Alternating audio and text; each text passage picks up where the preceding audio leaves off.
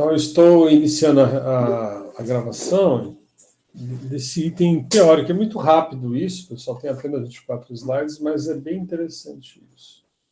Tem a ver um pouco com o que vocês estão fazendo.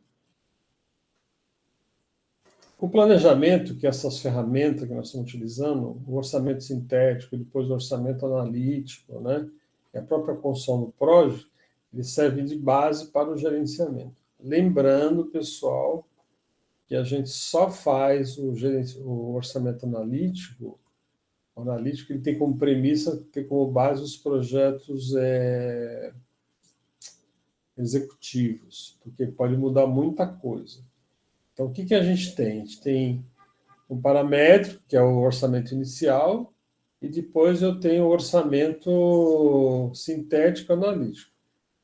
O sintético eu posso fazer com uma base na planta, como vocês fizeram aí, levantaram. A gente só pediu para vocês migrar para o analítico, que estava até linkado automaticamente, para vocês entenderem o conceito do analítico. Mas, na prática, a gente só vai fazer o analítico quando o cara te contratar, de fato, para fazer o gerenciamento desta obra. Ficou claro isso? Acho que é um conceito importante, né?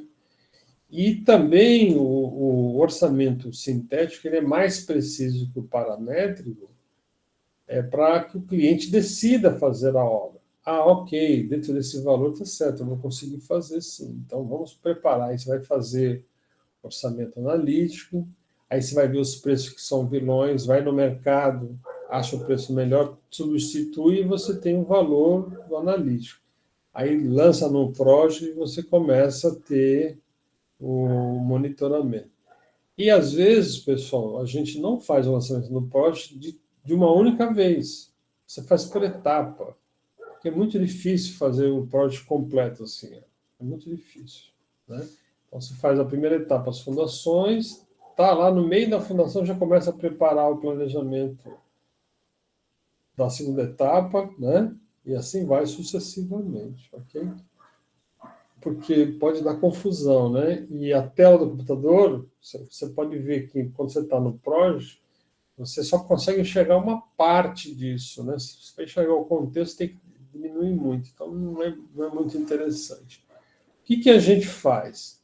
A gente cria aqueles subitens, detalha o item da infraestrutura e faz os links com as etapas que você considera quanto tempo vai ter para terminar a obra. Entendeu? Então, é mais ou menos essa que é a ideia. Então, feito isso, você começa a obra efetivamente e começa a ter outras coisas que é importante, sabe? Que é o dia a dia do canteiro de obra, né? Que é muito legal. E a gente percebe que, com o tempo, a gente vai perceber que é muito mais prazeroso ficar no canteiro do que no escritório. Essa aqui é a verdade. Então, assim, ó, gerenciamento consiste em atividade associada ao planejamento, isso que nós acabamos de ver, estamos vendo, e tem organização, direção, controle de recursos, né? Objetivando os prazos de curto e médio prazo, né? Ok? E com objetivos específicos dentro de um determinado período, ou seja, eu quero terminar a obra até dia 20 de dezembro, é um período delimitado, né? Que a gente faz com aquele gráfico de datas limites. Olha, até tinha essa pergunta aí, o que é o gráfico de datas limites? O gráfico de datas limites é uma data estabelecida pelo cliente. Eu quero que tal dia 20 de dezembro, a obra esteja pronta, para me mudar lá e passar o Natal e o Ano Novo na minha casa nova. Então, é o limite que o cliente estabeleceu, né? Aqui eu tenho duas fotos que mostram a construção de uma escola, que mostram que o planejamento é um zero à esquerda, né? A minha obra está ainda na fase bruta, não foi nem coberta, o cara está colocando o piso. Eu entendo por que ele faz isso. Ele fez isso. É uma obra real, né? Ele fez isso porque ele precisava fazer medição, receber dinheiro. Então, ele inventou esse serviço fora da ordem para poder receber da prefeitura. E a outra imagem, eu tenho um piso aplicado numa sala de aula de uma escola, tá certo? E aí o pessoal está fazendo um serviço de gesso. E aí, sem nenhum cuidado com o que foi feito. Eles não protegeram o piso, tá tá certo? Cheio de tábua jogada em cima, entendeu? São as empresas que não têm gestão, né? Então, acho que isso é uma das coisas importantes, né? A gente entender a sequência do serviço para que um serviço que está sendo feito a posteriori não comprometa o serviço em andamento, né? Que já foi feito, né? Ok? E aí tem algumas coisas do gerenciamento que é importante a gente saber. O tipo de gerenciamento, a intensidade dele e os produtos que ele gera, né? Transformação do orçamento sintético analítico que vocês já estão fazendo, atualização do cronograma físico, né, e financeiro, e a construção da curva ABC também, que vocês estão começando a fazer. O histograma de mão de obra, materiais que também. Histograma é o seguinte: quais são os tipos de mão de obra que eu vou precisar e quais são os tipos de materiais e equipamentos. Ou seja, na fundação, vocês viram aí que eu uso um tipo de material, né? Lá na laje e na cobertura, na laje permeabilizada, um telhado convencional, eu uso outros tipos de material. Também uso mão de obra diferenciada. Então, se eu sei disso, eu consigo falar, bom, no primeiro mês eu vou precisar bastante carpinteiro, ferreiro, tá certo? Ok? Até a fase bruta, até a concretagem da laje. Depois, praticamente, esses profissionais eles saem da obra, não voltam mais, ou voltam muito pouco. Às vezes, talvez um serviço extra, um serviço externo, né? E aí você entra com outros profissionais, entra com pedreiro, entra com azulejista, com ceramista e outras coisas mais. Então, a gente identifica isso é bom, né? Porque você constrói uma maneira de você se apropriando desses profissionais, à medida que eles vão terminando, já entrando com outros, né? Ok? E é importante isso, porque eu aprendi muito cedo que não existe aquele cara mágico que faz tudo, né? Antigamente tinha um pedreiro que fazia azulejo, fazia piso, não, hoje não é mais isso. Tem um pedreiro bruto de alvenaria, aí tem um pedreiro que a gente não é mais pedreiro, eles chamam ceramista, um azulejista, e assim por diante, né? Profissionais especializados. Um outro dado importante é que o gerenciamento é uma conquista de confiança, né? Ou seja, proporciona ao empreendedor uma condição técnico-administrativa especializada em diversos níveis. Eu digo que é o ativo mais importante, vamos dizer assim. Por que é um ativo? Se você não conquista a confiança, a obra não vai bem. A relação entre o empreiteiro com os seus empregados não vai bem. A relação entre o empreiteiro e o cliente também pode não ir bem. E aí os resultados serem muito sofríveis, em termos de prazo e de custo mesmo. Pode ficar mais caro essa brincadeira e a qualidade também pode ser comprometida, né? Ok? E aí eu tenho alguns tipos de gerenciamento, né?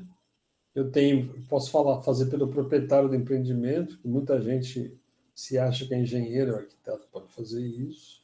Tem projetistas que fazem isso, tem construtores e também tem fornecedores que fazem fazer isso, né? Então, na verdade, o que acontece? Quando tem o gerenciamento pelo proprietário do empreendimento, dono, né? O dono resolve, decide o que ele quiser. Eu posso também ter isso pela construtora, tá certo? E também pelo gerenciador, que é a figura mais importante que é essa aqui, essa terceira figura aqui, né, que eu destaquei aqui, que fica no meio dessa correlação aqui. Bancos, empresas e indústrias sempre tem uma empresa que constrói e uma empresa que acompanha e faz o gerenciamento. Eles não têm tempo a perder. Então, eles valorizam esse tipo de profissionais. No caso de vocês vão gerenciar uma reforma de um apartamento ou a construção ou ampliação de uma casa. Então, vocês são a figura da gerenciadora. Vocês não põem a mão na massa, mas vocês dizem o que deve ser feito, com a qualidade que deve ser feito, qual o melhor produto, né, que vai dar o melhor resultado. Então, essa que é a ideia sempre. Okay? Qual a intensidade desse gerenciamento, né? Ok?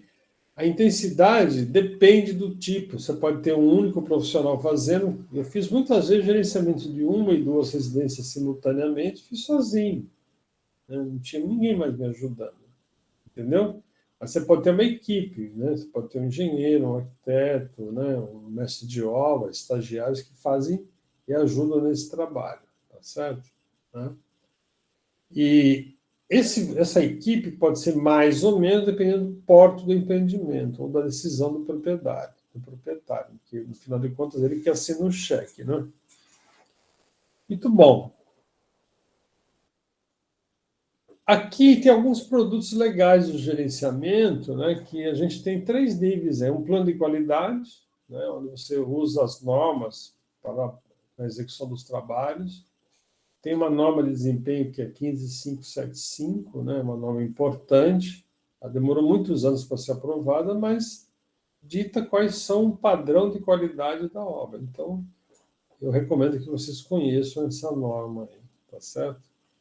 Naquela site da Câmara Brasileira da Indústria da Construção Civil, CBIC, tem essa norma. A norma é 15575. Se vocês puderem anotar e buscar essa norma na internet, é muito bom ter ela. Aí depois tem outra norma, que é outro nível, né, de produto de gerenciamento, que é a qualidade. Aí você faz um controle de qualidade, que é a inspeção.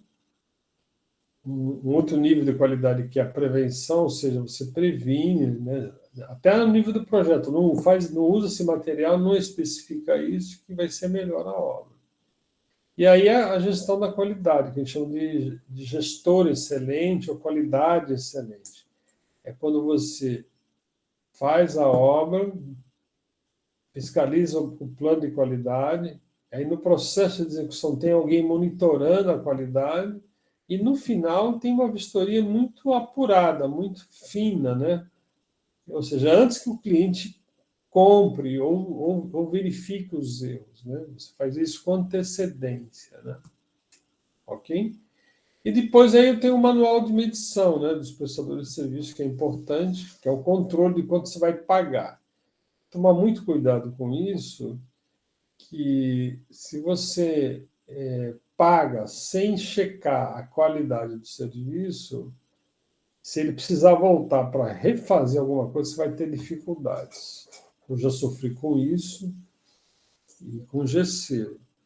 E aí não adiantou, o cara não voltou mais e deixou uma porcaria. Aí tive que chamar outro cara e para arrumar os defeitos do serviço. Então é muito importante esse controle, né? Ou seja, você paga só o final, você reserva uma porcentagem no final, que não pode ser baixa, porque o cara pode também se lixar e ir embora, uma quantidade significativa para garantir que ele cumpra a qualidade, que ele faça direito e que ele refaça eventuais defeitos, né? Eu acho que isso é fundamental. Alguma dúvida por enquanto, pessoal?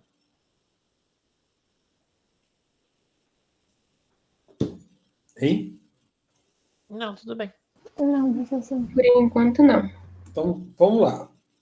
Alguns produtos importantes de gerenciamento, é o prazo, né? Por isso que a gente tem aquela história do cronograma de datas limites, né? Eu tenho uma lista das atividades, eu tenho a estimativa dos prazos, né? Estimativa dos prazos. Eu tenho uma definição de precedência, ou seja, para mim fazer a alvenaria tem que estar com a fundação pronta. Para mim colocar a laje, eu tenho que estar com a cinta de respaldo concluída. E assim vai sucessivamente. Ou seja, eu preciso saber se o serviço anterior, o que precede, está pronto. Aí eu tenho que saber se os recursos para aquela fase têm recurso, porque às vezes o cliente fica muito animado com a obra e ele não chega a fazer essa conta de quanto ele vai precisar gastar mensalmente para tocar a obra. E aí ele atrasa na compra dos materiais, né? Ele não consegue dar conta de pagar a mão de obra correspondente, e aí fica um problema, né? Então, o prazo está muito associado ao custo. Por isso que a gente elabora essa planilha, né? Que na verdade é um gráfico de Gantt, né? Que é o Project, pode ser feito também no Excel, que dá quanto você vai gastar por períodos de obra. Nesse trabalho que vocês estão fazendo, vocês vão lançar o custo no Project. Vocês vão lançar uma tabelinha de custo lá. Vocês vão apropriar para cada serviço, pedreiro, servente, ferreiro, ajudante de ferreiro, o carpinteiro, o ajudante de carpinteiro. E para cada um desses trabalhos, você vai ter um custo da mão de obra. Isso é muito útil, pessoal, né? E aí o profissional vai saber quanto vai custar cada etapa e pode dizer para o cliente, olha, você vai precisar gastar X por mês, entendeu?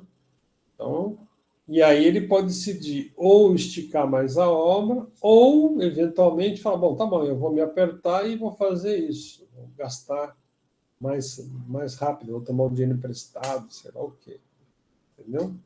Por isso que é importante o que a gente chama de data limite e também custo limite, né? Ou seja, quanto que eu tenho para gastar, né? Isso acontece lá no projeto lá atrás. Você terminou o projeto para o cliente fala assim, quanto que vai custar a minha obra em média? Aí você faz um orçamento paramétrico, aí o cliente, você fala para ele, olha, provavelmente, a nível do PRO, vai custar R$ 300.000.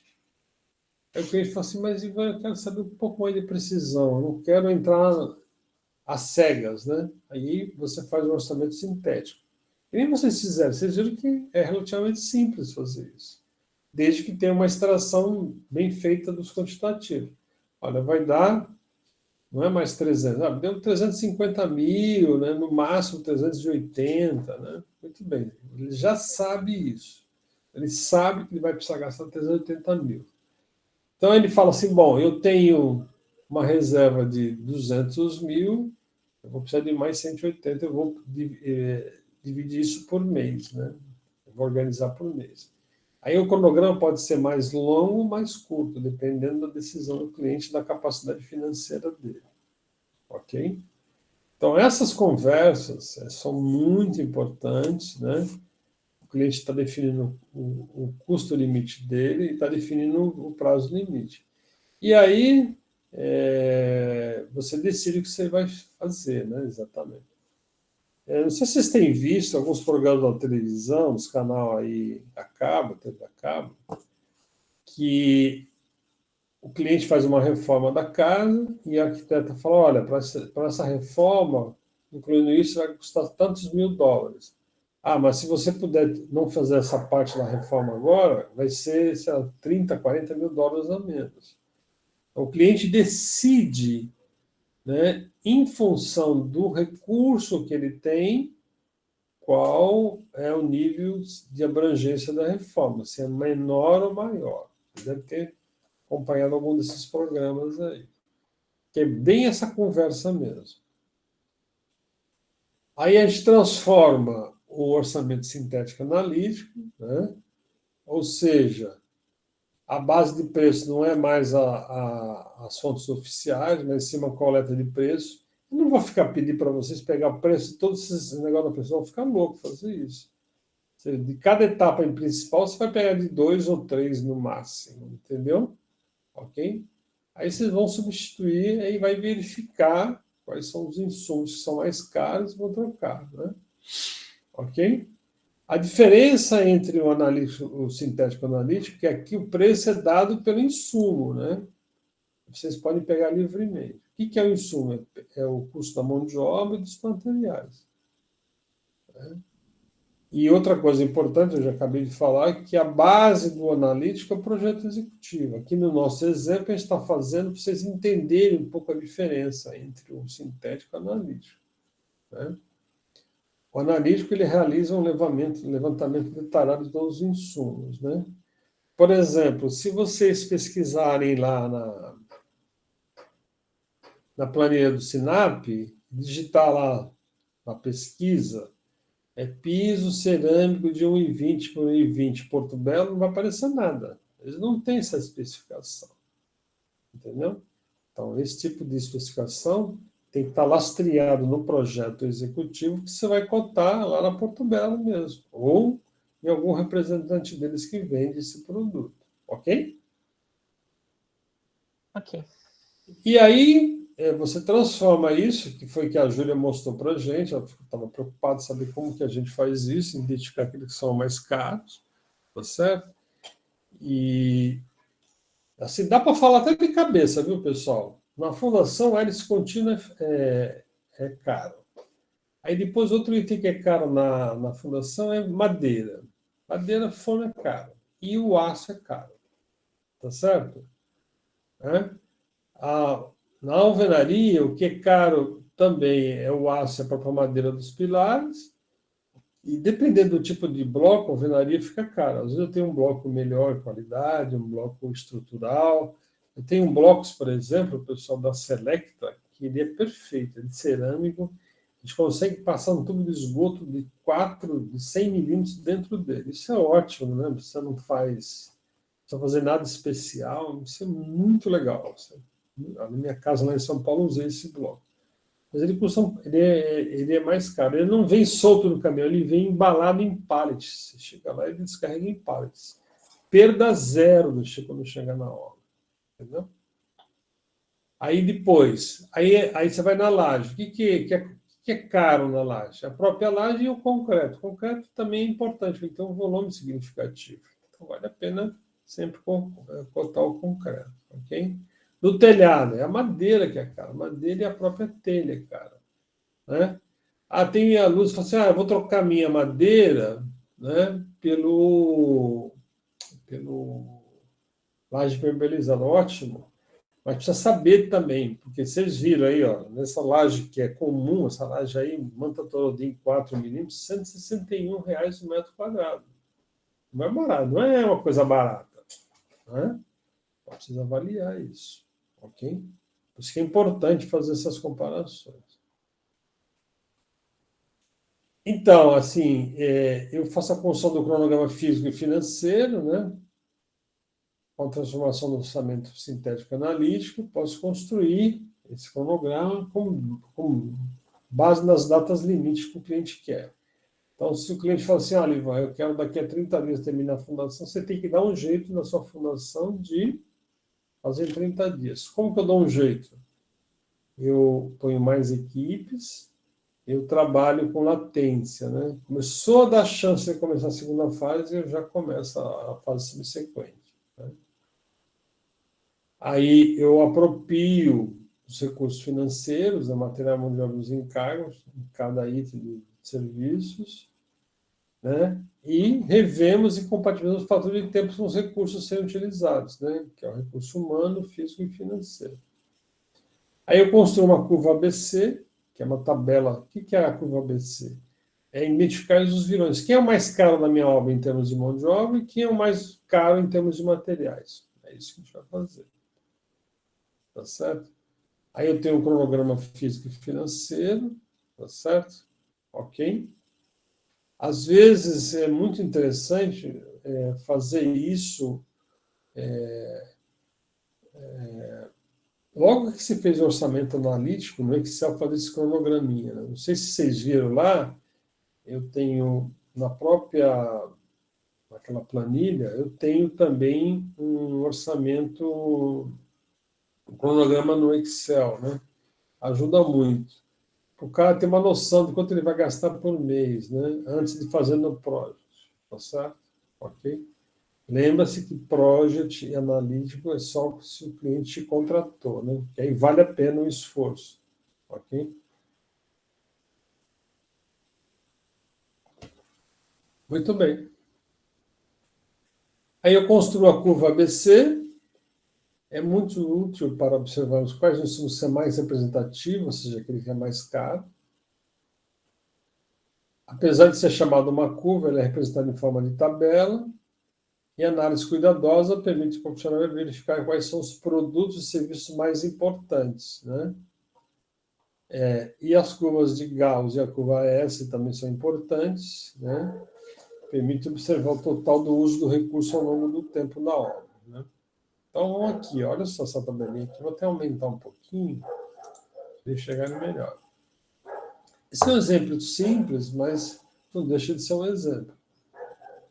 Eu tenho aqui o tijolo de barro comum, ele aqui ó, foi o material mais caro desse serviço aqui, uma fundação muito pequena. Aí veio o segundo lugar o concreto, depois veio o cimento, depois veio o aço, ali assim foi diminuindo. Ó. E aqui, no outro lado, em termos de mão de obra, ó, Foi diminuindo, diminuindo, aumentando, aumentando, e o vilão aqui, ó, é o servente. Ó. Por que o vilão é o servente? Porque ele aparece em todos, praticamente todos os trabalhos têm servente. Todos. Né? Somente na fase bruta, todo trabalho sempre tem um ajudante, né? Ou servente. Então precisa tomar cuidado com ele, porque ele sozinho, juntando, porque ele aparece em todos os serviços praticamente, vai dar um dinheiro bom. Ok? Tá certo? Muito bom. E eu pedi para vocês fazerem identificar quais são os itens mais caros, e eu comecei a mostrar lá, por exemplo, da Júlia, fazendo lá no orçamento sintético, né? Ok? Quando vocês passarem isso para o Project, atribuir os preços lá naquela tabela de relatórios vai sair o relatório do que você apropriou lá dos profissionais envolvidos. Aí você vai ver de cara que o servente vai ser o vilão lá, pode ter certeza disso. Ok? Essa curva aqui, ó, ela é em função do orçamento, né? Então, por exemplo, eu peguei o orçamento e dividi na escala do tempo do meu cronograma de obra. Então, no primeiro mês eu gasto, sei lá, aqui por volta de 5 mil, 6 mil reais. No segundo aqui, 6 mil e pouco. Aqui no terceiro mês eu gastei por volta de 12, assim vai. Até chegar num ponto alto e vai descendo. Se você pegar o orçamento e distribuir, fazer um gráfico e tiver esta forma aqui, como se fosse uma forma de um chapéu, significa que a distribuição das atividades ao longo do tempo está legal, né? Está indo bem. Se eu tiver uma curva que assim, ó, ela vem aqui, fica baixinha e vai longa, significa que a obra está muito arrastada. Se eu tiver uma curva onde que vira uma coisa, como se fosse um pico, uma colina aqui, ó, deve ser essa forma de chapéu, o prazo estão muito apertados, então não é bom. Os dois extremos não é bom. Sempre é bom esse equilíbrio aí, né? Ok? Muito bem. E aqui a curva S, na verdade, é os valores acumulados por um mês, né? Ó, primeiro mês, mais o valor do segundo mês deu aqui, mais o valor do terceiro mês deu aqui, vai subindo. Aí você chega até um total. E aqui pelo gráfico está mostrando que praticamente eu vou encerrar essa obra depois de 9 meses de execução, né? Ok? Vamos imaginar que vocês comecem a fazer a obra, ela vai atrasando, você vai gastando menos, vai deixando de fazer coisas e vai lá, curva lá para cima, ó. Vai adiantar lá. Entendeu? Então, a curva S mostra os avanços. Aqui está um exemplo real de uma obra, ok? E aqui ele mostra as porcentagens de serviço por cada período de obra, tá certo? Ó. Mês de novembro, dezembro, janeiro, tal, tal, tal, tal, tal. E aqui você tem a linha vermelha é o realizado, né? A linha vermelha do tracejado é o previsto, porque ele está só até aqui agora, né? Está prevendo que daqui vai acompanhar isso aqui. E aqui é o previsto acumulado, né? Ok? Tá certo? Então, olha só, a gente olhando esse gráfico, a gente vê que o azul aqui, ó, estava mais alto a linha aqui, ó, depois deu uma caída aqui, ó. Ou seja, o que significa isto? Que o realizado, que a linha vermelha embaixo, está abaixo do que eu previ, ou seja, está se agregando menos valores por mês. Tem um desvio aqui, ó, tá certo? 0,30% a menos. Como é uma obra grande, né? Ok? Tá certo? Então, já mostra uma tendência de atraso, né? Então, aqui no caso, ele está coincidindo aqui. Hoje, na verdade, isso aqui provavelmente ele fez ele reprogramou a obra daqui para frente para tentar seguir a linha. E assim vai, a gente vai reprogramando a obra sistematicamente, né? Ok? Isso aqui, pessoal, tem vários vídeos na internet que ajudam a gente, a partir do Project, construir uma curva desse tipo aqui, ok? Tá certo? Que é a curva S, curva de avanço físico, ok? Isso é muito interessante e é muito legal. E aqui é um gráfico do acompanhamento do custo agregado e do custo realizado, ok? Todas essas barrinhas aqui que estavam, foi o meu previsto, ó, ok? E essas barrinhas marrom são o que foi realizado, não real por mês. Você viu que a empresa nunca conseguiu fazer o limite dela, entendeu? Ok? Ela sempre está abaixo da linha, entendeu? Ok? Tá certo? Eu tenho lá um valor agregado, né? E o custo real aqui acumulado em azulzinho, tracejado, ó, certo? Então, aí dá para você perceber aquilo que o cara está conseguindo fazer, adiantar, ou está atrasando a obra. É muito interessante. E lá no Project tem lá esse gráfico, já saiu esse gráfico. Se vocês lá na simulação de vocês conseguirem preencher até metade da obra como se fosse feita, vocês vão perceber que quando você gerar o gráfico de custo agregado, ele vai dar um gráfico dessa forma aqui. Ok? Muito bem. Bom, aqui uma coisa que é muito simples, né, é a construção do meu histograma, né? Eu realizei a apropriação do recurso das etapas do material, mão de obra e equipamento. Lá naquela tabelinha lá, esse serviço, quem vai fazer o serviço? É o pedreiro, é o servente, esse outro é o carpinteiro, o ajudante do carpinteiro e assim por diante, né? Ou seja, quando eu faço a apropriação lá na tabela, eu estou praticamente fazendo um histograma, né, de materiais e da própria mão de obra, né? Ok? São os nossos recursos. Ou seja, o histograma demonstra a apropriação dos recursos. E lá no Project me permite fazer uma tabela dos recursos.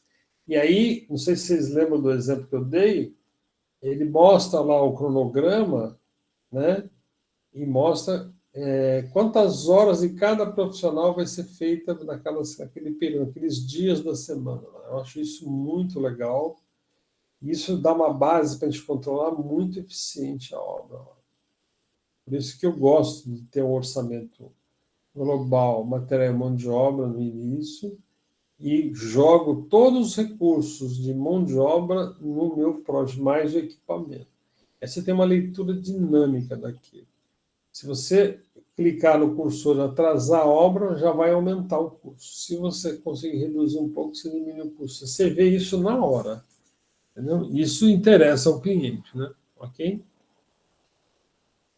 E ele também auxilia no processo de compra de materiais, porque se você está vendo lá ao longo do tempo, né, você vai ver que tipo de profissional que vai ter e qual é o serviço e qual é a etapa que eu vou precisar, o material que eu vou comprar para aquela etapa, né? Na verdade, eu também tenho uma visão antecipada de quais os recursos que eu preciso para a próxima semana, daqui a 15 dias e no próximo mês, ok? Isso é muito bom, né? E aí você fala para o cliente, olha só, eu estou terminando aqui, já está na hora de comprar tal coisa, né? Porque você está olhando aquilo sistematicamente, né? Ok? Muito bom.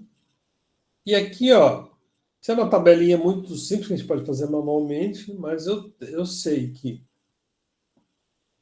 para fazer a escavação manual precisa de servente.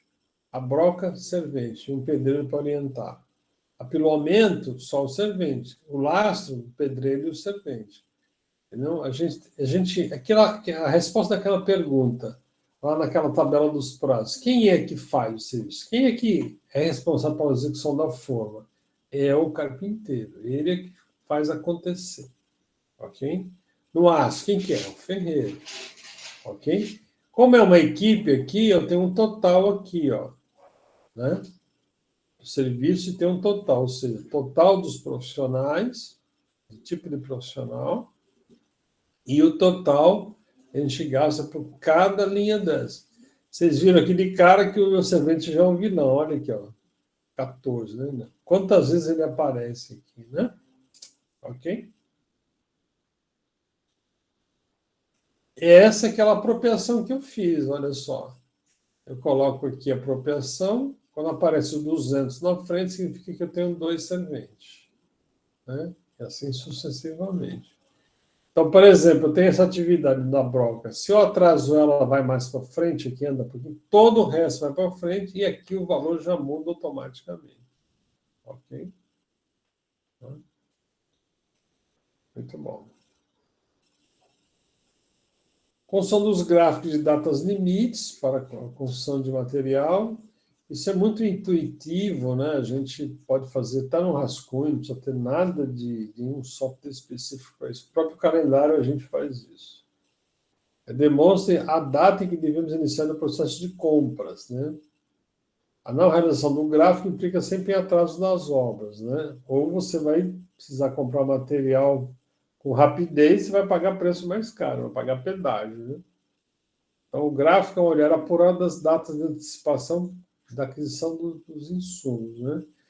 E esses gráficos estão associados ao conceito de just in time. Esse conceito japonês, ele fala assim, é bom que o material chegue ou um dia antes ou no dia que ele vai ser aplicado, para evitar perda, roubo, extravio, etc, etc. E também, às vezes, eu não tenho local para estocar esses materiais, né?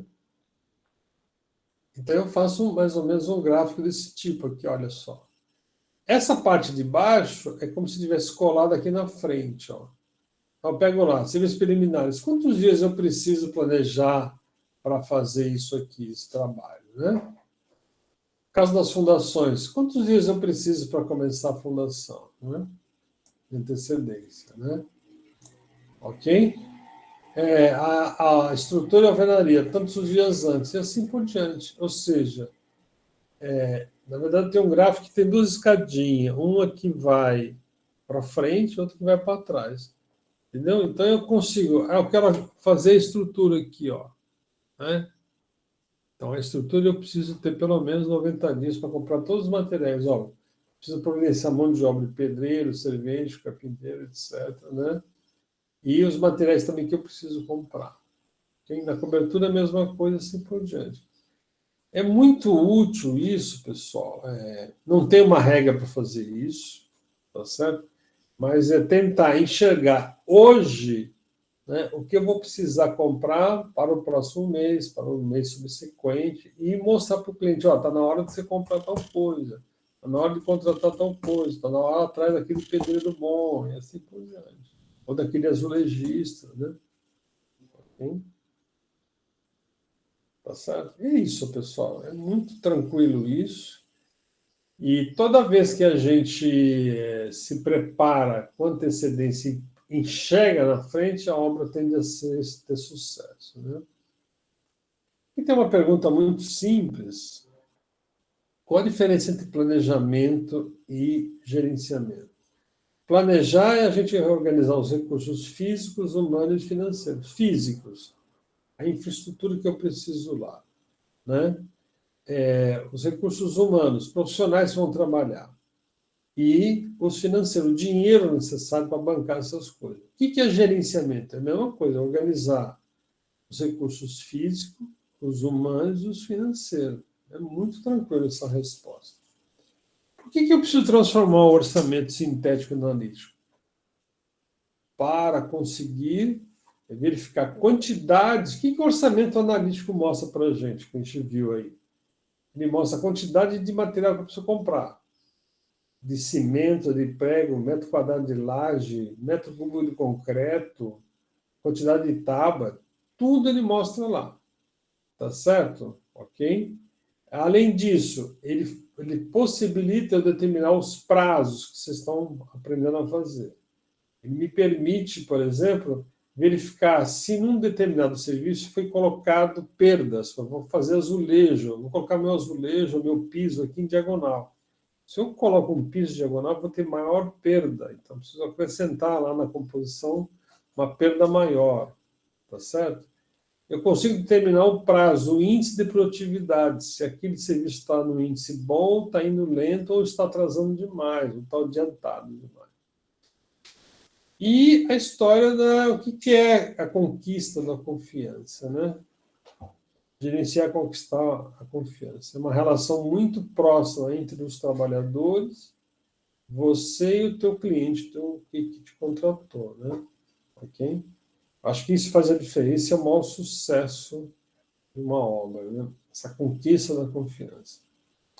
E o conceito de just-in-time, associado ao grupo, ao gráfico de antecipação de compras, é exatamente isso.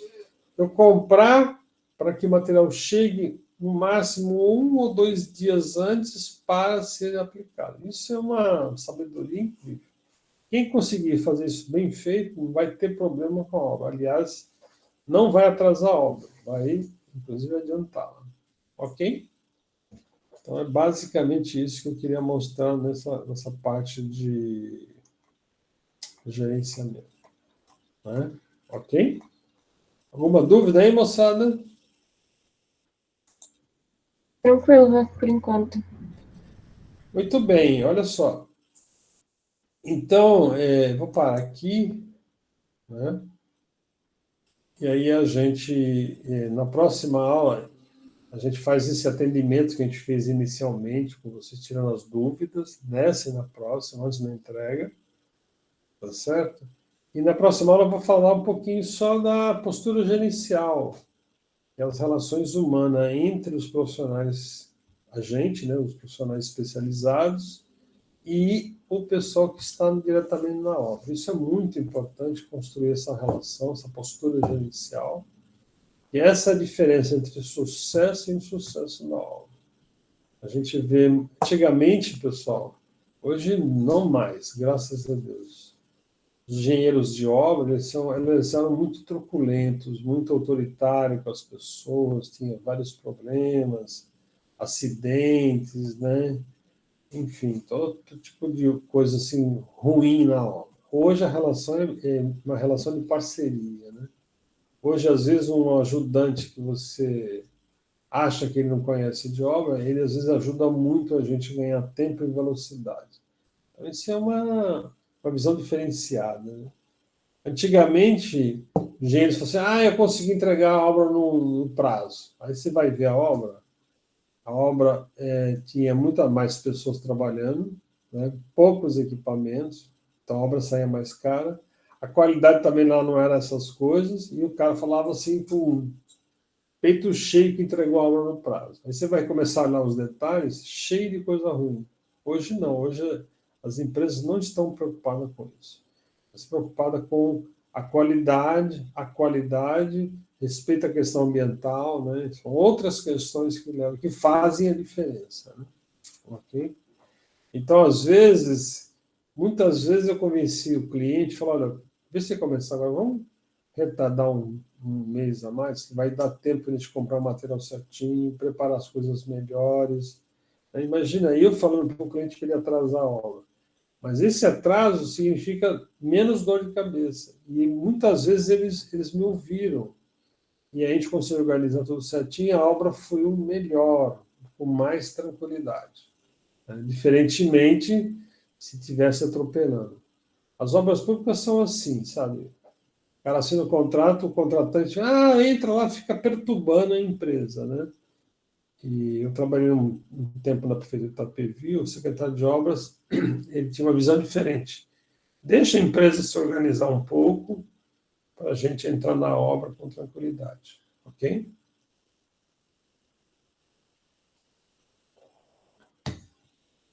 Alguma dúvida a mais, pessoal?